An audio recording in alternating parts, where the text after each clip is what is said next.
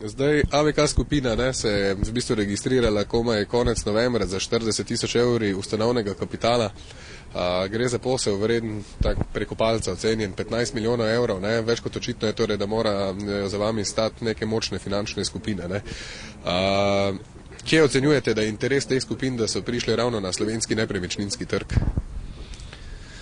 Torej, pri vrednosti posla glih niste bili natančni, ker gre za 17 000 kvadratov stanovanjskih površin. Kar se pa skupin tiče, ki bi za nami bile, pa sem jaz že prej povedal, da dejansko gre za koncept, kako ustvariti prodajni paket, ki je za kupca interesanten. Mi računamo, da bomo precejšno kvadraturo prodali že v predprodaji. Imamo lastne vire, imamo lastne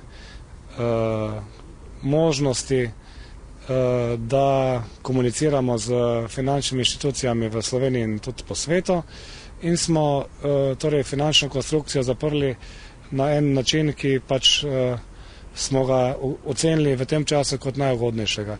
S kom konkretno smo pa finančno konstrukcijo zaprli, o tem pa v tem momentu še ne bi želel govoriti. Nekaj denarja je moralo biti v obtoku, 10% ARA pravzaprav predstavlja kar velik kapital. Kar se ARE tiče, smo zagotovili iz lastnih sredstev.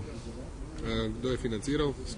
Svet poznate strukturo AVK skupine, so 4 partnerji v enakovrednem deležu in kapital, ki je potreben za ARO, je bil več ali manj že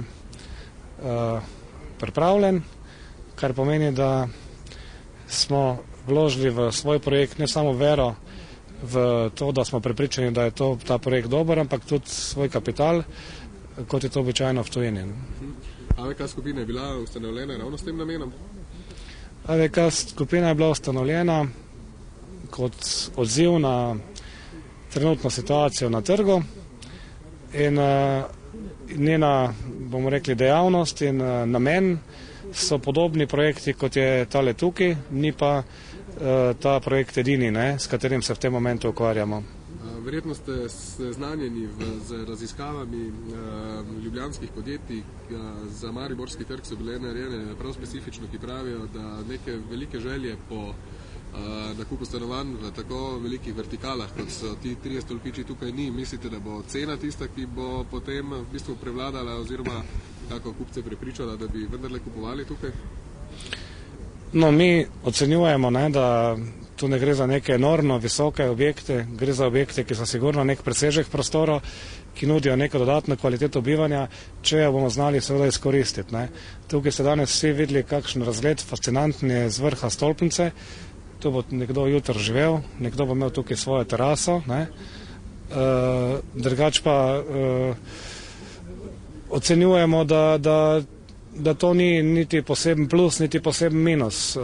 Prodajali bomo stanovanja kot kjerkoli druge, z tem presežkom, ki ga bomo ponudili trgu. AVK bo v Mariboru odprl pisarno. Kje to bo? Že poznate lokacijo?